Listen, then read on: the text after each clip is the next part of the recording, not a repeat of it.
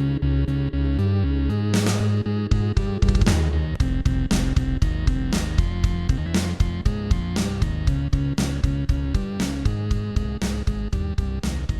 welcome back. It's We Were Gamers, episode 10. We made it to a decade.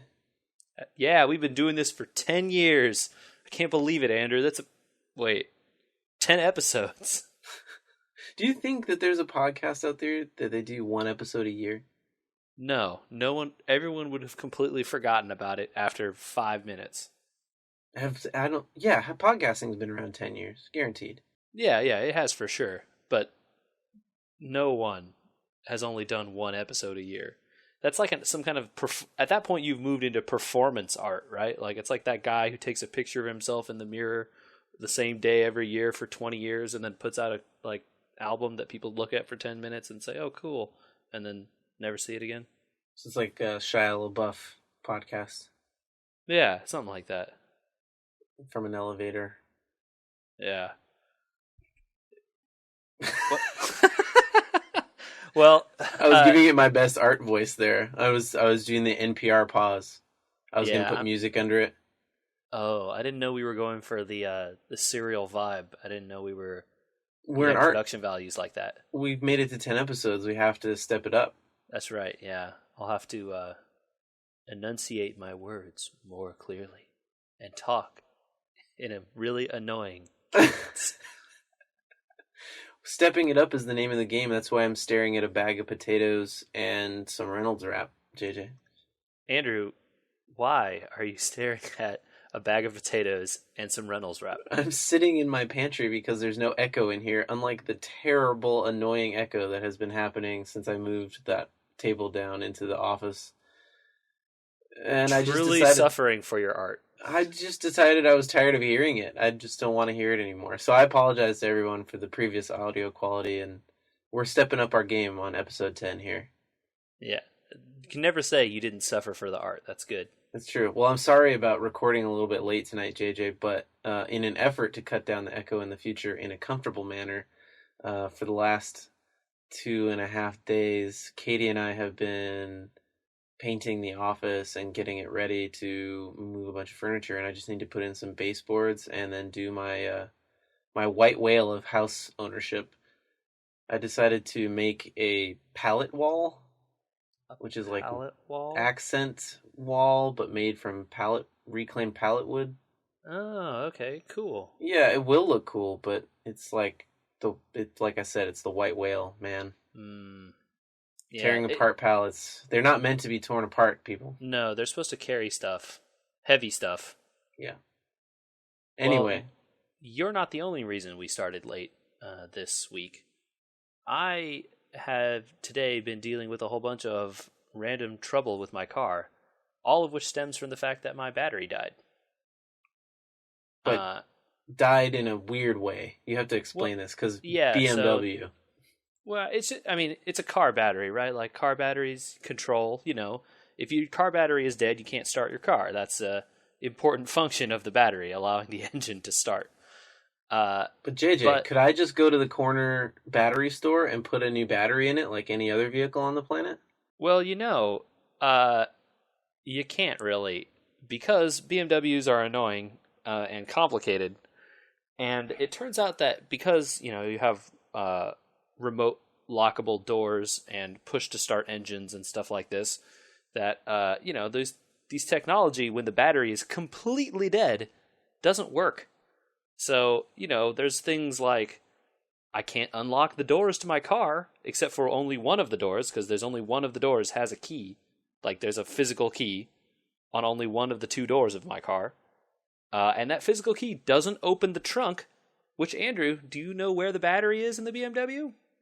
Why would it be in your trunk, JJ? It's in the trunk. Why? Weight distribution. Is that also where your jumper cables were? Yes. Mm-hmm. And your trunk is electronically operated. That's even correct. If you can get into the front of it. So that's correct. So let me guess. You folded down your back seats, crawled in, and used the emergency release lever. Now that would have been good, except that there's no way to fold down the seats unless you can get into the trunk. You would think there'd be like a pass-through or something, that like a little area that you could open up, or you could fold the seats down from the inside. Nope, the lever to fold down the seats is inside the trunk. So if a battery dies on a 1 Series BMW, you literally have to take it to BMW to get into it? Like, how do you deal with that? So there is a workaround, and it turns out there are separate jumper leads in the engine bay that are like not really obvious if you don't know what they are. There's just like a little red cap and a black post on the side of the engine that you wouldn't know why it was there unless you knew why it was there. And if you jump it there, the engine won't start, but your system will have enough power to unlock the trunk. And if you jump it in the trunk, you can then start the engine. Wow. Yeah, that was a real sucker. That was not great. So anyway, I took it to a battery place and replaced it. But also, it turns out that when you replace a battery in that car, the like internal memory of the computer or whatever gets completely wiped. Because you have to recode the system to use the type of battery that the battery is, because the charger alternator in the car knows what type of battery is hooked up to it. So when you get a different type of battery, you have to tell the alternator how to charge it correctly. Anyway, so then I lost all my radio stations and stuff too, which was great. Just insult to injury, right? I know. At that point, I was so happy to be done with it. I was just like, who cares? Great. Whatever. Let me go home. But that's not the only thing that has been killing batteries. Not just my car these days, Andrew. There's a hot new app on the market. Should we do it? Oh my god, I gave you the greatest lead in, dude, and you just like throw it away. This is the new... that was so good. Okay. Yeah, we're going to do it, man. Let's go. Wait, Pokemon Go? Pokemon Go. As in go outside. Go outside your pantry. Well, I mean, yeah. Pokemon Go, JJ. Yeah, it's a real hot topic these days, isn't it? It's literally the most talked about thing I've heard about in video games in a long time. And though people knew about it and it was popular, where the heck did this come from? It is far and away the most popular app thing I have seen ever. This is so popular that people are streaming it on Twitch by holding another camera up to their phone. Or creating backpack computers to carry around multiple HD streaming cameras and multiple phones as hotspots, and then their phone that they're playing it on. Or I've seen other setups where people have 3 phones and they've got like Skype recording and then they're sending signals to their computer back at home. It's unreal. While they're walking 5 hours. They're out walking for 5 hours and they're streaming this. I mean, you got to do the... So... Okay, the app is barely a game. Okay, yeah, okay, so I know that most of my friends are playing or have tried this game, but we should probably talk about what the heck is Pokemon Go? What the heck is Pokemon Go? So, it's an app on the iOS App Store and Google Play. It's made by Niantic, I think is how you say it. It's the company, and in a partnership with the Pokemon Company, which is partially owned by Nintendo. And together, those two companies, Niantic and the Pokemon Company, made this app, which is essentially Google Ingress, but with Pokemon now. And I know a lot of people probably don't know what Ingress is. I have no idea what you're talking about. Ingress was a game that this company made before it went, like, Google spun this company out. It was part of Google, like this little subsidiary of them. And guess what? Ingress is basically Pokemon Go, except it was all like cyber themed or whatever, and didn't have any Pokemon in it. But it was the same thing. You had to walk around and so, okay, whatever with what Ingress is, Pokemon Go is a game on your phone where you have to walk around, physically walk, and flick Pokeballs at little monsters and catch them. Okay, so you walk around a Google map I mean, you walk around in real life. You can't just walk around No, on that. yes, you walk around in real life with your phone open, and the app has to be open. There's no Yeah, and walking around with it open in and your running. pocket. Yep. I You have mean, you to can have leave it that. running in your pocket, but it still has to be on. Yes, and the screen has to be on. I don't think the screen has to be on, You cannot but lock your phone. if you turn the screen off, it'll still count the steps you're taking as long as the Oh, app not is on the open. iPhone. You have to have the screen You have on to have the screen on. They in have a order for the steps to workaround. count. They have a workaround on the iPhone where you can put it into power save mode, which if you turn your phone upside down, the screen sends out black, which uses less power than sending out the app. But Wow. you're not allowed to lock your screen on the iPhone. Okay. I don't think that's true on the Android phone, but you do have to have it running, Okay. Well, so which you is walk still a around. huge power You walk around with usage. your phone out, and your character in the game is walking around the Google map of where you're walking around. Yeah, so it's like you see a little character walking around on a map, which is where you're walking on whatever street or whatever. And randomly, Pokemon from the original Red and Green and Blue and Yellow games. Red and blue specifically, and yellow. And Green. No, only those two. What? It's not green. Red and blue are the two, and yellow. Green exists as a game. It does, but not the Pokemon from this. Oh, I thought Green was Green the is a same. later game, I think. No, Green came out before Blue, technically. I don't think so. It was Red and Blue were the two original ones, weren't they? 96 was Red and Green. 98 was Yellow and Red, and then Blue came out in 97, and then 98 was re-released Blue, Red, and then Yellow came out in 98 also because people wanted Pikachu. Because of the TV show. Wow, you know a lot about this. That's where my knowledge stops, is with the original games, because Green was like impossible. I don't even know if we got it. I know, is it like a Japan thing, maybe? Again, my research doesn't. I didn't do research. I just remember that Green existed.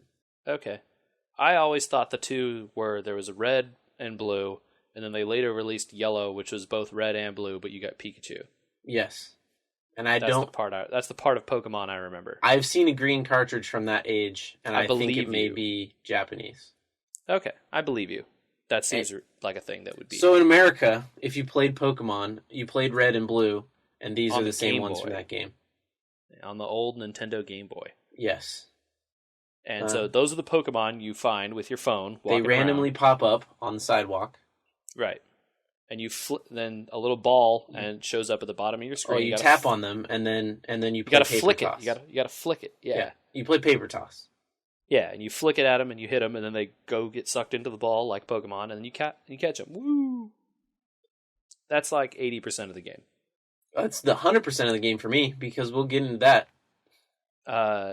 Well, so there is more to the game. You know, then you can take your little Pokemon that you've caught and feed them stuff to level them up and evolve them into better Pokemon if you have enough of the various things. Which is, I'm sure, the free-to-play stuff, where it's like, buy these things to level your Pokemon. Sure, yeah. I have no idea what you can buy, because, as we will discuss, I did not play this game for very long. This is why I'm surprised that you and I are talking about this, and why I killed your leader. You killed my leader? Yeah, when your leader, your great setup. Nah, it's good. It's the hot issue, man. We got to talk about the topics of the day. I know. I'm okay talking about it because it means we're going to talk about old Pokemon, and that's okay with me. People know what a Meowth is, and that's good. People should know what a Meowth is, but now they're going to also know what a Pidgey is, or like why you should care about a Magikarp, or why you shouldn't care about a Caterpie or whatever. And that's cool. People should know stuff like that. Yeah. Yeah. Bulbasaur sucks. Everyone knows. Whoa, bro. Yeah. No. Get good. Wrong. No. Nah. I think if you're the min-maxer, Bulbasaur is the best. Or was. I'm not talking about the current right? game. No, right? Because he's the worst because he's automatically weak to the fire one. And the fire one is like the second one you have to do, so it's the worst? I think just game long, like if you look beyond just that one gym in the original game, he had the best stats. Stats. But Charizard, though. We all know Squirtle is the one true Pokemon starter. Only because you get Blastoise. But Squirtle, though. Because, Andrew, do you know what Squirtle is? He's a turtle and a squirrel. He's a Squirturtle. No, it's not Squirt. Squirt is not part of it, even though he does use the move Squirt, where he squirts water at people. He's a squirrel, man. He has a tail, looks like a squirrel. He's got little ears. God, When you evolve him, we're getting so off track. it's pretty good. I ran into so a bunch of my coworkers were playing this also the day after it came out. I saw a whole bunch of them walking down the hall. They're like, "Oh, there's a Pokemon over there I have to go catch." There was a Pokestop location in the back end of our building and a whole bunch of stuff. And I was amazed when we were talking about which Pokemon you chose, you know, the starting one. They were like, "Oh yeah, I chose Squirtle because he's a squirting turtle." And I was like, "You know, that's not the two things that are going together right there, right?" So yeah, he's a water type turtle, you know, squirting turtle. That's Squirtle, man. He's a squirrel, dude. And then the guy was like, you could see he just thought about it for a second, and then his mind was blown. So good. One of the things I was going to say about Pokemon Red and Blue, and getting to that later, but at least when you played those two games, it was new and unique and fun, and you were kind of like, wow, these monsters, because of the Game Boy, the sprites were simple, you know? So, like, there was a squirrel and a turtle, and it clearly was a squirrel and a turtle. And, like, it was very simple. It had a shell, it had a squirrel's tail. Done. Right. I can't even keep up with, like, the new ones they've got going on there, like, digital Pokemon or, like, machines and... You don't like Poplio, though? And they're just, like, they don't make any sense, and they look terrible. Litten, which is like a fire kitten or something? I don't know. It's a lit kitten? I don't know. It just makes my brain hurt. Yeah, that's, you know... Can we finish the Pokemon Go part before we get into the talking about fun old games? Yeah, sure. What do you have to say about Pokemon Go? Day 1, couldn't log in. Day 2, couldn't log in. Day 3, no Pokemon. Day 4, 3 Pokemon. Day 5, beating my head against a wall. Don't care anymore. What level are you? 3. Okay. My girlfriend is now level 7. I take 2 walks a day. Uh-huh. Every day. But apparently it doesn't matter because your phone doesn't work, so... Right. Yeah, it's pretty easy to level up. Like, my girlfriend and I take less than 2 walks a day, and she's level 7, that's all I'm saying. I have flicked the coin at more Pokestops than I've caught Pokemon. Mm-hmm. I mean, they're equally valid ways to level up, although when you catch a Pokemon you never caught before... Not by choice, JJ. Just because that's how my experience of the game, when it's functioning, allows me to play. So here's another pro tip. You should have it out while you're driving. Well, no, you shouldn't, as the driver. You should give it to your passenger and make them catch Pokemon for you while you're driving around. Well, I don't know how much longer I'm going to invest time in this. Yeah, you should do what I did and uninstall it. It seems very free to play. It is.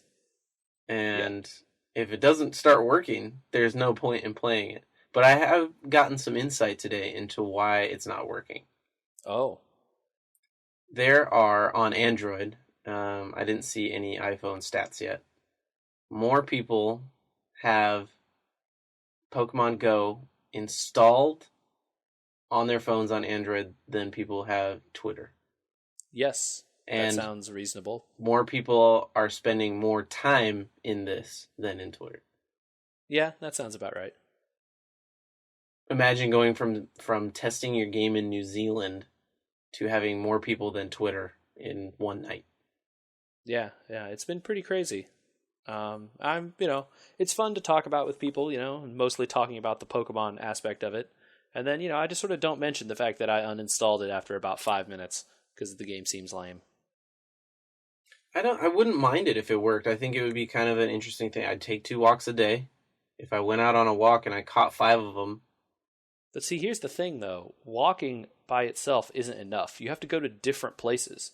If you just keep walking in the same area, it's useless. You're just going to catch the same stuff over and over. It's not going to help you. Oh, really? Yeah. I don't know enough about the game because I don't get to play it. So Because, the Pokemon live in areas, different areas, right? And the areas that they're in, at least as far as I can tell, don't seem to change. So, like, if you walk around my neighborhood, you're always going to catch the same types of Pokemon in that little area. There's some rarer ones and some less rare ones, but, I mean, once you've caught all the ones in that area, you've seen all the ones you're going to see. You have to go somewhere else. gotcha.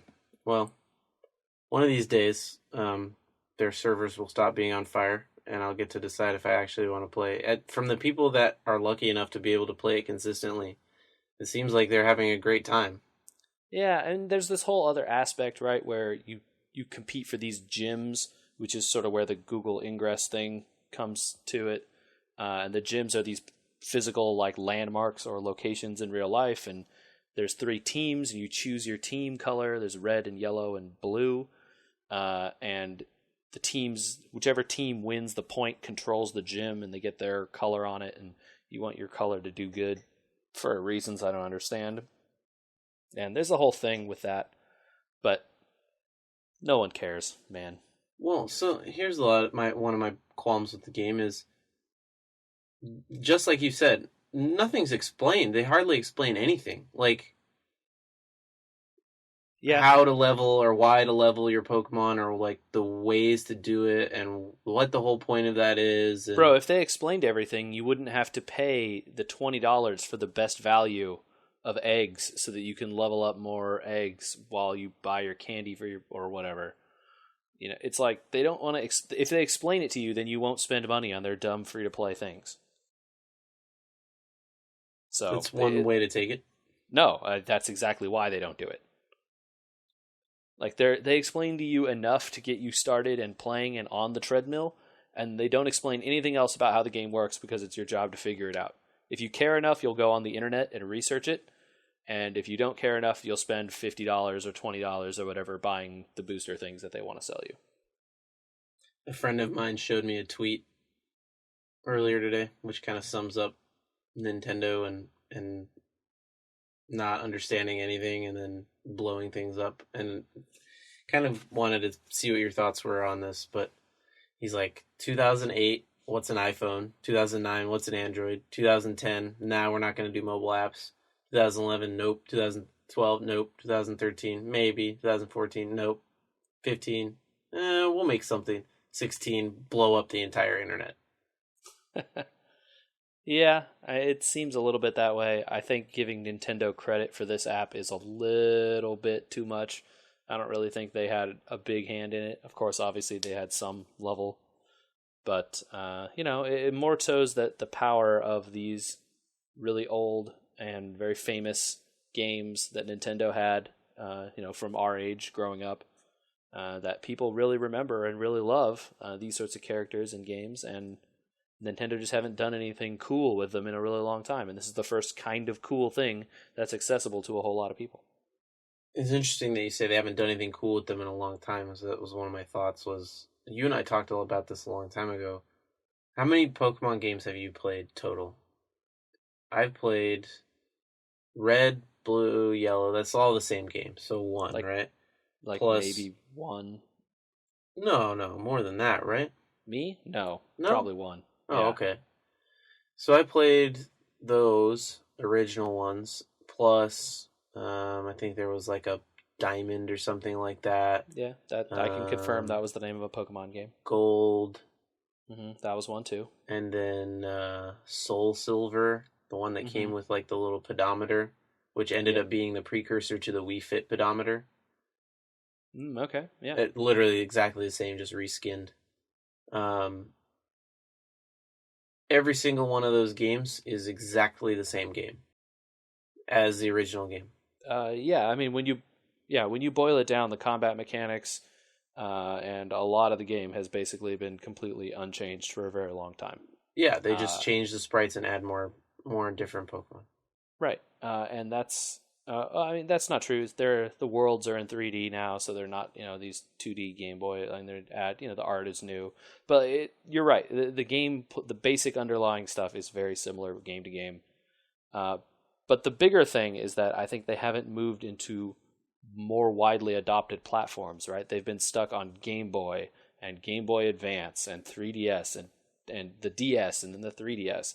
And those handhelds are not something that like an adult is going to carry around with them everywhere, right? Right. And finally they're doing something where kids who also have these mobile phones can play it, and adults on the train or on the way to work in the subway, or just walking down the hallway in your office can be playing Pokemon. I saw the security guard at my office today sitting at the desk. I could hear the music. He was throwing Pokeballs. Like, this dude is like a 45-year-old guy. There's a lot of people playing Pokemon. Well, it's interesting though, because I was thinking about that, and I think it's not a Pokemon game to me. I wouldn't think about it as like, okay, yeah, everybody's playing Pokemon. Well, yes and no. They're playing in the Pokemon universe, but they're not playing an RPG. Right. I agree with you. It's not a like main series Pokemon game. Because for the same reason you're not that interested in it, I'm not either, because the part of the Pokemon games that I think is cool is the battling and sort of the interplay between the types of Pokemon and the different moves that you have and sort of the thinking about all that stuff. That's the interesting part to me anyway, the strategic element of Pokemon. And there's none of that in that. This game makes sense though when I think about Nintendo and the types of games they've tried to make in the past, like Pokemon Snap or whatever, where they tried to expand universes and they didn't really see it going anywhere, and then they started getting into like fitness and doing this sort of thing, and that seems to be their new, like, okay, we found a niche, let's beat it over the head. Like, so they've done the Poke Walker, which was a pedometer where you could level your Pokemon, and they've done the Wii Fit sort of thing, where we'll get people exercising, and now it's or take your 3DS with you and you get steps on it and they give you coins, and now Pokemon Go, it's kind of like their like way of saying, get out of the house but take us with you. I think you're misinterpreting the desire there. I don't know that they care about you going out of the house. I just think they were looking for a way. I think the going out of the house is like secondary to the fact that they want to be in a place that the most people, the easiest way to reach people, and that's through people's mobile phones. But then why not just port Red or Blue to the phone? That's not as interesting, Andrew. I would pay $6.99 for just a ported Red for my phone. You would. Would the 45-year-old security guard who's playing it because his kids were playing it? There's a lot. Yes, a lot of people would buy that, but not as many people as are playing Pokemon Go. Well, then what's the play with making people walk around, right? Why isn't it just paper toss of like, hey, buy these incenses and the Pokemon come to you? Because the company that made Pokemon Go made Google Ingress, which had the same idea. Okay, but that means they went and chased down the Google Ingress people because they wanted something to do with movement. Or they saw that Google Ingress was a good idea and that they thought they could put Pokemon on top of it and make a cooler idea. All right. I think I'm attributing business and cynicism, and you're attributing high-minded goals. And it's not necessary that both of us are wrong, but I think the money and the like, here's a truckload of cash argument probably speaks louder to their business decisions than we want kids to exercise. Although it's having that effect, for sure. Yeah. I see kids wandering around the park at all hours of night down the street from my house. It's funny. And I think that nothing coming out of this is negative from people playing it. I just am struggling personally with it because I don't get to try the full extent of it and understand what the game is. So I'm frustrated because I can't talk about it with anyone else, really, because I'm not able to experience it. But you have to admit the stories that are coming out of people that are playing this game are just freaking funny and amazing. Like, I heard a story about somebody that was walking around and thought that their car was getting broken into because there was three guys hanging out by his car, and he was trying to walk to it in the middle of the night, and he kind of like walked up to it very slowly and then saw that they all had phones out, and then could like kind of catch the screen, and was totally alleviated to find out that there was a, like a Charmander underneath his car or something. Hmm. Or like Katie and I were walking to a dinner party the other night. Literally walking, wine bottle in hand, phone out to get directions to the apartment in the apartment complex we're walking to. And two people came out of their garage and were like, "Hey, are you guys catching Pokemon right now?" I was like, I'm trying to get directions, but I would love to be doing that. You know what I mean? Yeah, yeah. Or like, or the memes that are coming out of it, where like people are taking like screenshots of like Eevee getting run over in the street by cars, or like things hiding in their pantries or whatever. Those are great. Oh, or the weird stories about people like finding dead bodies while they're out hunting for Pokemon. Yeah, I heard about that one. I also heard about one where there was an African American man was walking around a park in the evening time. It was probably like 8 o'clock or something, and he went up to an old guy who was sitting on a bench and saw that the old guy was playing Pokemon, and they stood and had a conversation about Pokemon for a while. And a police officer approached them because why is an older gentleman and a middle-aged black gentleman having a discussion in the park at night? Probably drugs. And they both had to convince the police officer that they were playing Pokemon, after which the police officer got super into it and downloaded the game and asked them for tips on how to play. Oh man, this is the game we need right now. Yeah, it's been a real weird time. We don't get too into other stuff, but people need to be a lot nicer to each other. And if you listen to our podcast, just remember people deserve courtesy, even if they don't have your respect. Yeah. So just take a chill pill, everybody. Talk about things that matter in a calm way. Yeah, like talk about Pokemon. Or talk about Pokemon. Got deep. All right, well, it bums me out that I don't get to play the game more. I don't know if we'll have more. You uninstalled it. You probably don't want to talk too much more about it. If I get a chance, I'll keep trying it this coming week. And if I give it 2 weeks and I can't get the freaking thing to work, I'm done with it. I don't have any problem talking about it. I'll talk about it all day if people want to. I just don't have any desire to play it. Yeah, I wonder what Comic-Con's going to look like in 2 weeks. There will be a lot of people fighting over the 2 or 3 Pokestops and one gym inside of Comic-Con, and then no one will care. You think that gym's it's just gonna be insane, right? Yeah, of course. The person who's paid the most undoubtedly will have the highest level Charizard or whatever the best monster is in there within the first minute of Comic-Con opening. Yeah. Well, I think one good thing that came out of it was I haven't done it yet, but I did pull out my Game Boy Color and my Pokemon cartridge and put batteries in it to try Yeah, dude. and play through the old game, because I have such good memories of that original game. I have done this in the past in college multiple times. I pulled out the Game Boy and leveled through the game and played through it. It's a good RPG, that first It's a game. good game. Those first ones are real good. And actually some of the subsequent ones are probably also good. Yeah, I agree that they're also good. I liked Soul Silver, but you get into the middle of it and you're just kind of like, I could be playing the original one and I'd know no difference, and I'd still feel cool about playing something that came out in '96 and enjoying it still. You kind of like you in Castlevania, a little bit. Yeah, I think the thing is that I subscribe to I feel like the Pokemon follows the same rule as Mario Kart, in that your first one is your favorite one. Ooh, I don't know about that. Mario Kart Yeah. 8 is pretty amazing. It's pretty good, but is it your favorite? Yes. Oh, wow. You think it's better than N64? You think it's better than Super NES? You think it's better than all of those other Mario Karts from the past? I will have the most strong nostalgic feelings for Mario Kart 64. Mm-hmm. But playing 64 tracks. Double Dash. Well, but playing 64 tracks in Mario Kart 8 now, Mm-hmm.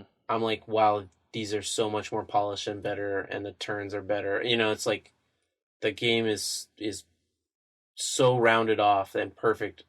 I think it's just hard. I don't know how they're gonna beat it ever. I just think that in general, most people will say their favorite Mario Kart is the first Mario Kart they played. I would agree with that statement if you said Mario Party. I think that that is true also, but the problem is that all Mario parties are kind of bad. I don't know. The 64 ones were okay. It was like they did okay for the first two or three, and then it was completely Well, they downhill from got there. garbage. Yeah, I guess you wouldn't. No one would Anyway, like the newer but ones. I think Pokemon follows the same rules, and it's the first ones that you played. That's your favorite ones, and people of all across. Of course, we know people who only like the original ones, right? Because that was the ones that were the first ones out when we were playing. But if you talk to younger people, I bet they talk about how much they love whatever those Pokemon that came later were. Do you remember Red and Blue? So, yeah, I remember them coming out. I think that. I didn't really have a Game Boy, so I didn't get to play them much. Oh, My okay. cousins had them, and some friends down the street did, but I myself never did. I had a Game Boy Color by the time they came out, and it was on a smaller scale, right? Like because the world was smaller. Mm-hmm. I Yeah, think the um, craze was the same, right? Like the one Pokemon Go craze now and the Red and Blue craze then. I remember every single person, every lunch break, all the time who had a Game Boy had it out, sure. you Yeah, know? yeah. And I remember thinking, like, I'm never going to need this stupid Ability-Link cable my parents got me for Christmas. And then Pokemon came out, and it was like, I was the one that everyone wanted to be friends with because I had the Ability-Link cable. Yeah.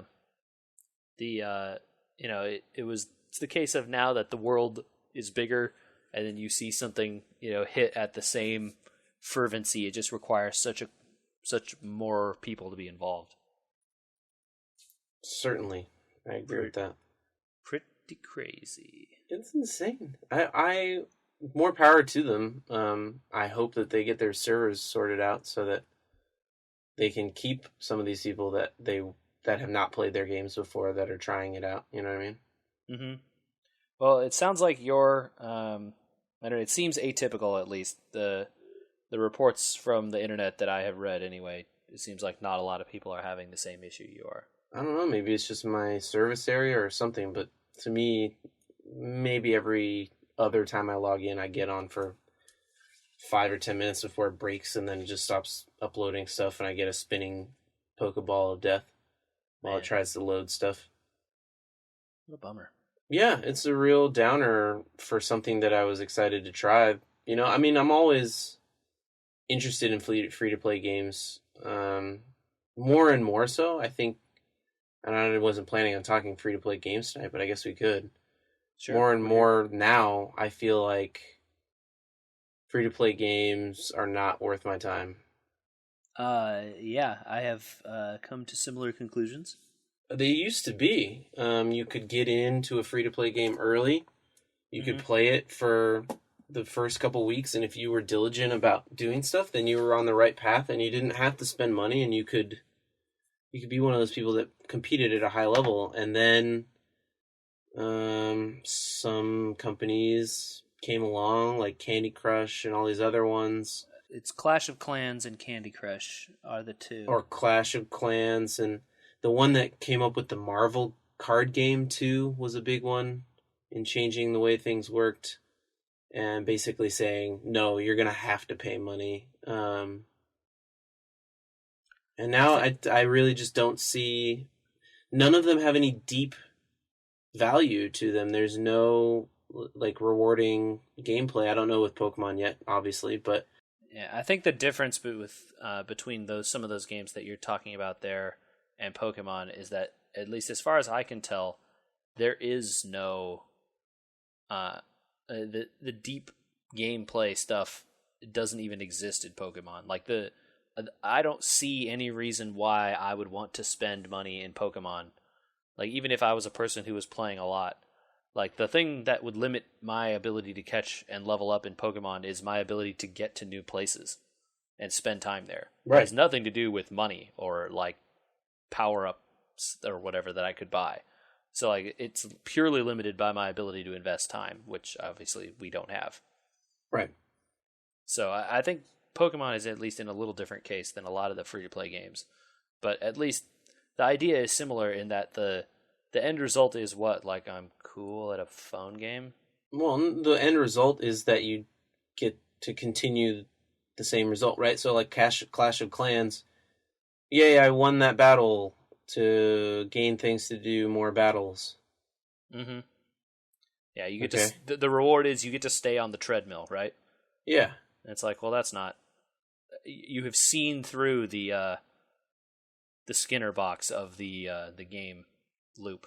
I guess maybe I haven't played the Pokemon one enough to know if it's a treadmill game, but it doesn't seem as transparently treadmill. It seems like, oh, you just catch a bunch of stuff and we're here to have fun. Right. And I think, in fact, that Pokemon is not really as much of a treadmill. It's just more like, hey, it's a fun thing to do with a group of people. Or talk about with your coworkers who didn't understand that a Squirtle was a squirrel and a turtle. Exactly. Yeah. So I think overall I'm down to pay money for phone games now because maybe you'll get something interesting like Monument Valley. You know. Mm-hmm. Mm-hmm. Oh, we should talk about that game at some point. Have you played Monument Valley? I have. What is Monument Valley, Andrew? Oh, okay. So Monument Valley is very easily described as a puzzle game, I guess. A puzzling platformer, but you don't do any jumping or anything else like that. You have a character that moves along platforms, but to complete the puzzles, you have to move the platforms in order for the character to move to the end of each puzzle. So, trying to think of a easy analogy. Um, Kind of like Captain Toad's Treasure Tracker a little bit, but on a phone and with a lot more isometric geometry involved. Okay. And, rotating of platforms so that when something that is currently up and down rotates to the right, it connects two platforms that are on different planes. You know what it is? It's turning MC Escher paintings into platforming puzzles. Oh, that's a good analogy. That's very descriptive. Yeah. I like that. And That sounds there's a story that goes along with it. You get a story about a princess who's trying to save her people, and she's wandering to an old place in Monument Valley to try and figure out how to get help for her people. cool. Maybe I'll have to check that out. Katie finished it in like a day. It's like powered Oh. through it. I mean, it's not short per se, and there is an expansion that's like $1 or $2, but yeah, it's addictive. You kind of just like sitting there, especially if you're not one of those people that looks things up. I mean, if you looked up how to solve all the puzzles, you'd be done in half an hour. Because the answers are always the same. Level 1 doesn't change. But if you can control yourself and try and figure them out yourself, some of them pretty deep puzzles are pretty good. Yeah, that's cool.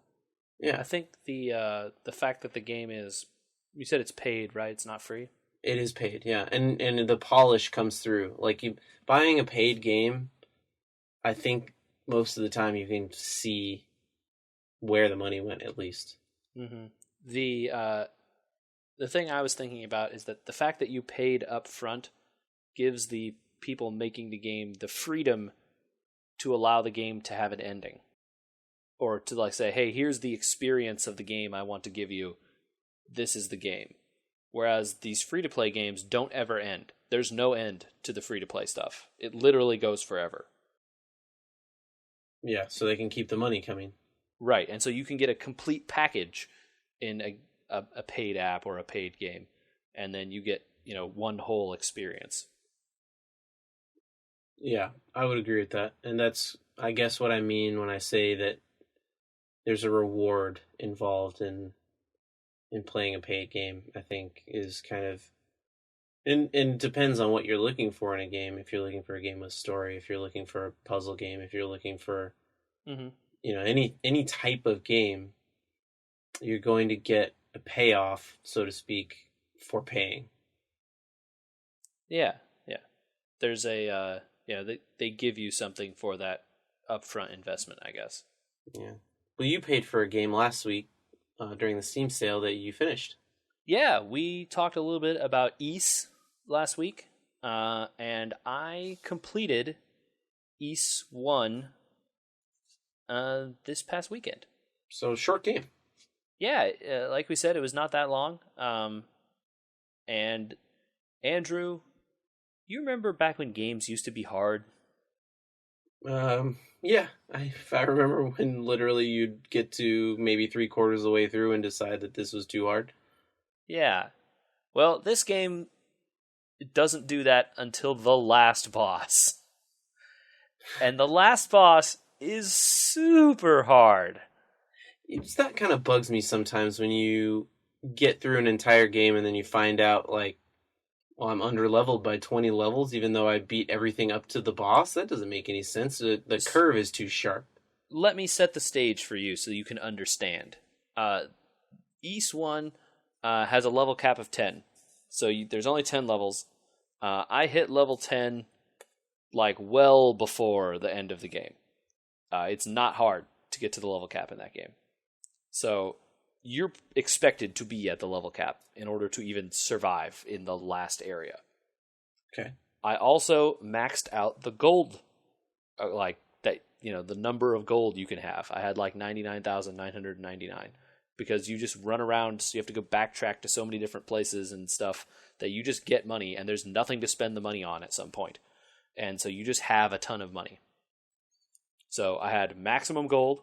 I was at maximum level.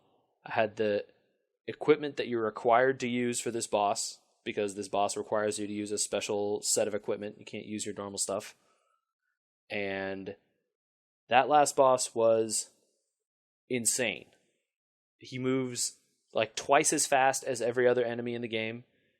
The entire time, every half a second, he's shooting a lock-on fireball that targets your current location. If you dodge the fireball still explodes into little bits that fly around the screen in every direction. So you're going to get hit by something no matter what. And the boss like moves like a ping pong ball, I guess, from the sides of the screen. It's like he's playing Pong with himself. So he'll like bounce off the side of the screen like and then come away going like the opposite direction he was. Right? Like he was hit by a paddle in Pong. Uh-huh. And so he'll be bouncing around the sides of the screen like that, moving super fast. And if you happen to hit him, the square of land that you're standing on disappears. And if you stay standing on that square, you die. What? Yeah. So the map starts to fall apart underneath you? Yes, as you hit him. And it's it doesn't like come back. Jezball the boss. Yes. And it doesn't come back. And so as you hit him, you're running around frantically trying to not die to these fireballs and the little bits that fly off. And you just don't even look. At some point, I stopped paying attention to the things he was throwing at me, and I was just blindly running after him, trying to figure out where he was going to intersect the land again so that I could be ready with my sword to hit him as many times as I could before he bounced away. Unbelievably, so much harder than anything else in that game. Just like, wow. I died like more than 30 times to try to get through this. It's interesting because it doesn't sound like they even, like, sometimes when things are really hard like that, they'll introduce mechanics along the way. Like, oh, this fireball thing, I've seen that before. Oh, he has this black hole thing, I've seen that before, So, like, a lot of the bosses in that game, they would throw stuff at you that you have to dodge, or you have to learn their pattern and strike at the right time, that kind of stuff. Or like you would see the boss would be moving in a specific way, and you could see that when he moved in this way, you could run and hit him and back away before he could do anything to you. That kind of stuff. So there were a lot of those things happening all throughout all the bosses in that game. But this one was so hectic and so fast, and you took so much damage so quickly, is that you had no time to stop and think and play strategically. You had to just be running the entire, like, don't stop for anything.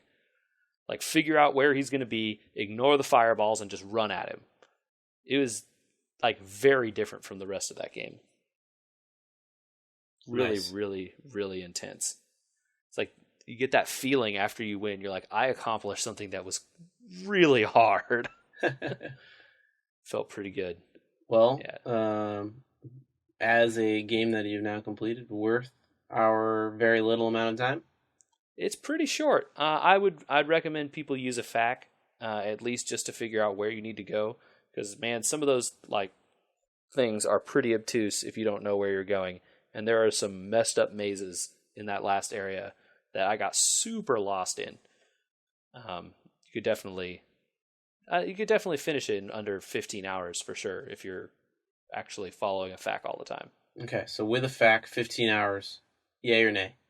Yeah, it was pretty good. I All had a good right, time. I'm gonna play East too. We'll see how that goes. cool. Because it seems like it's the ending follows on from the first next one follows on from the ending of the first one. So Yeah. Do you remember that game, Jezball? yeah, that was a good game. Where did that go? I want to play that again. Jezball is the one where you have to like cut the screen down as the little lines move out and they make the screen smaller every time, right? Yeah, And the balls are bouncing around. You got to try and yeah. trap them. That's kind of what I pictured when you were describing that boss. It's pretty similar, except it's more like I'm trying to think of the Because I just kind of shoot. pictured you What's the name of that chasing him game? across the screen and leaving lines everywhere. But No, well, so that would be, but you have to. It only leaves a line when you hit him, so you would have to. If you were hitting him that whole time, you did great. Like that was awesome. You want to leave a line like that, okay. but the strategy ended up being you want to try and like learn where he's gonna go, uh, like learn how the angles work or whatever, like the Pong game, so Mm-hmm. that you can be ready as soon as possible for when he's gonna bounce back in that direction. Oh, so it's more like that paddle game where you had the paddle at the bottom of the screen and you bounce the ball back up into Yeah, the yeah. What is blocks. that? Breakout or Arkanoid or Breakout. whatever? Yeah. Yeah, yeah. Oh, that's It's a a good lot. game too. Yeah, it's a lot like that, except that the blocks you're standing on is where your character is, and you're moving on like a 2D kind of isometric top down plane. But and so then like you want to hit him near the outside so you don't leave big holes in the middle of the map where you have to run around and then you get stuck in a hole, or you hit him and move forward where a hole is and then you die, right? Like you have to got to always be moving, always be following. Because if you hit him and the next place that your character is moving is the edge of the map, you have nowhere to go and you just die. Oh, okay. So it's like, if you're not running, if the direction you're moving is off the side of the land, your character isn't going to run off normally. But if the ground you're standing on goes away and you were heading off the edge, it's going to kill you. Gotcha. So there's a lot of, it was really intense, man, just so intense. Dark Fact, man, that guy. Did you catch the end of the GDQ marathon after we talked last? Yeah, I definitely caught a few. There was a really cool Super Mario World run. Oh yeah, that was really good. I think we should do a list. Like, what were your top 5 things that you would recommend people go find the YouTubes of from this last show? Sure. Because I think there's way too much of it. There's 6 days of yeah, marathon, 24 hours a day. It's just mind-boggling, like how much stuff got played. And you know what? Totally. They should have played a breakout thing. I didn't even see it all. No way. But they should speedrun breakout. Yeah, Breakout's pretty cool. I think that might be a real short They game. speedrun Tetris. The Tetris stuff was really good, though. That's in my top 5. You can't steal it. Well, it's in mine, too. Oh, okay. Well, should I go first? Yeah, go for it. All right. They did a no glitches run of Ocarina of Time. Oh, how long was that? It's really good because you get to see the game and you get to see how to beat it as a normal player, right? So most of the time at Games Done Quick, they're trying to figure out how to beat the games as quickly as possible. And I think they can beat Ocarina in something like 20 minutes. It's like 15 minutes. Yeah, because they can clip through a whole bunch of stuff. You don't actually need the Master Sword to kill Ganon at the end of the game. There's a very specific glitch in the first dungeon of Zelda when you're a kid that lets you warp to the end of the game. Correct.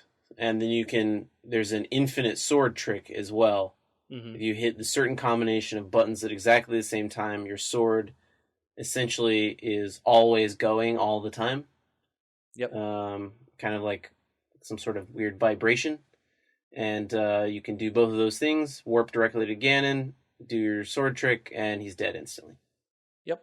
I'm not a good enough player. I don't care to learn how to do that, and I wouldn't enjoy it even. Maybe I'd enjoy it once, but I wouldn't enjoy it really. So as a player that wants to learn maybe how to exploit some stuff in a game that's that old, the cool non-glitch run was like, hey, you don't actually need to go get Epona for this. You can just use the long shot and hit this exact thing, and then you jump across.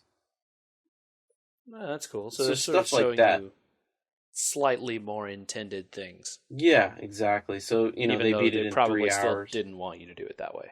Right, exactly. Cool. Well, I think probably again my top one was the one we talked about last week, was the blindfolded run of Symphony of the Night. Oh man, I watched that. It was so much fun to watch. It was really cool, right? It felt, Especially the parts where he got stuck. My heart started breaking when he tried to get into the library. Yeah. And he just, like, something was wrong and then couldn't figure it out, and it ended up being, like, his controller was messed up, and it just breaks your heart. And you're like, he's like, I'm trying to page the menu, and this button doesn't do anything. And yeah. That was really good. Tetris, there was a huge Tetris block. There's a Tetris game, everybody knows Tetris, but there's a Tetris game called The Grandmaster. Right. It was an arcade Tetris game. Yes, it's an arcade Tetris game, which has a very cult following, and they have now made 3 of them. There's the Grandmaster 2, and Grandmaster 2 Plus, I believe. The game they played was Grandmaster 2 Plus, and then Tetris the Grandmaster 3 Terror Instinct.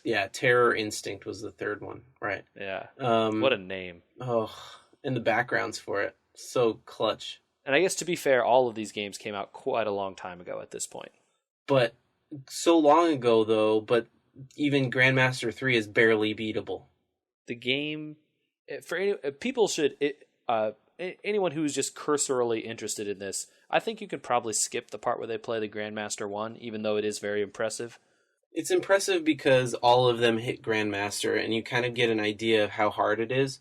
I'd say watch the first one, skip the second one, and go straight to where Culex... Oh, no. You gotta watch the second one. The second one is super impressive. And then the third one is just like the next level of insanity. Well, neither one of them make it. So you have to watch the whole thing, because the first one, they all make Grandmaster, and you understand the game is really hard, but it's beatable. The second one, you understand that it's gotten harder, and neither one of them make it to Grandmaster in terms of the level of Tetris that they do. And then the third one, I think they said on the stream, might be the fastest time ever placed outside of Japan. Yeah, and then stop there and don't watch any of the like weird puzzle Tetris stuff at the end. Yeah, stop after all the normal Tetris is done. But yeah, I played Tetris as a kid, on like a little miniature Tetris machine. I feel like everyone must have played Tetris at some point, right? I had did you have one of these? It was literally just a Tetris. Like a little Tiger handheld? Yeah, Tiger Tetris handheld that totally. just did Tetris. Yeah. Yeah. I mean, we played that basically until buttons fell off of it. Yeah. Tetris is a great game. But you don't understand the level of Tetris, I mean, these guys are dropping pieces at a speed faster than I can think sometimes. One of them had 4 frames to move and lock the piece before the next piece was... And a frame is 1/60th of a second. Yes. So that's like 1/20th of a second to move and position and then drop the piece. 1/15th of a second. Whatever. Math is hard. It's hard. It's insane. Yeah. Like that's point. That's such a small amount of time. So incredibly fast and then precise play at the same time. And then, oh man, unbelievable. People should watch that block. That Tetris stuff was really, really, really good. Yeah. See, what else is on my list of stuff that is really good? There was a really great run of Deus Ex. run by what is that guy's name? I want to say it's like Heinke. I don't remember. Deus Ex, for people who haven't played it, is a PC game from way back in like the 90s or early 2000s maybe. It's about sort of like the Illuminati in the future and the, kind of all those sort of conspiracy theory things. You're this guy named JC, and your character, it's sort of a near future kind of thing with like nanotechnology and augmentation, kind of cyberpunk-y. Anyway, there's a really cool story behind it, but you don't see very much of it because that game is really, really broken by a bunch of really cool glitches that let him like jump over buildings and do a whole bunch of really insane stuff, like picking up grenades and jumping off the grenade that he's holding. And but the runner gives really, really entertaining commentary all throughout, sort of explaining the stuff that he's doing, and it's a really fun run to watch because the guy is just so personable. The very finale of the show was a 4-way race of Mario 64. Oh. It was really entertaining to watch. I might have to go back and watch that. I think 3 of them are in the top 5, and the guy that won was not in the top 5 of time holders. They all beat an amazing amount of times. Like they all placed amazingly. It was all like within a minute, and they all were doing different glitches and all sorts of fun stuff too. So that was a 64 race was pretty good. They also did a Super Metroid race. Oh, cool. So races are pretty fun to watch, and those are 2 of the best ones I think that they put up together, where both people are on stage at the same time trying to beat the game. So those are worth looking up too. Yeah, I think there was a really good earlier. I guess it was kind of a race, but it was more like a competition between 2 groups in Super Mario Maker, where they had some custom relay. Yeah, relay race. Thank you. I was trying to think of how they were deciding it, but they had like 2 teams, and they did a relay of Super Mario custom designed Super Mario Maker levels that none of the players had ever played before. So there's just people that are just generally very good at Super Mario. And all the Super Mario games, because Mario Maker allows you to make levels for original Mario, Super Mario 3, Super Mario World, and New Super Mario Brothers all at the same time. So it could have been any of those levels, and they have to be able to play all of them. And I think there were like 11 courses that the 2 teams went through. And there's some really, really entertaining stuff and like really impressive play. And they had to switch controllers every time someone died. That was a good run from what I've heard. I didn't actually get to see it. We did watch the finale, which was pretty great. Michael came over and we were able to sit there and watch around $70,000 get raised for charity in under an hour. Yeah, pretty cool. It was shocking and amazing and so much fun to watch. So if you didn't catch Games Done Quick, they'll do it again in the wintertime, and you can watch VODs, and we'll talk about it again in the future, I'm sure. Yeah, hopefully people like it, and like I said, it's really, really cool stuff. So go check out their stuff. I think most of it's on YouTube at this point, so people can go check it out. All right, man. I'm gonna go tear up the plastic in this office and get ready to lay some baseboards in it tomorrow, and hopefully not be recording in a closet much longer. But I refuse to let Mr. Echo win. So whatever it takes from now on, JJ. That's good. I'm also gonna go steal my Game Boy Color off the desk there and give Pokemon a try. Awesome, man. Well, I'll look forward to hearing your adventures in Pokemon next time. We'll see how far I get.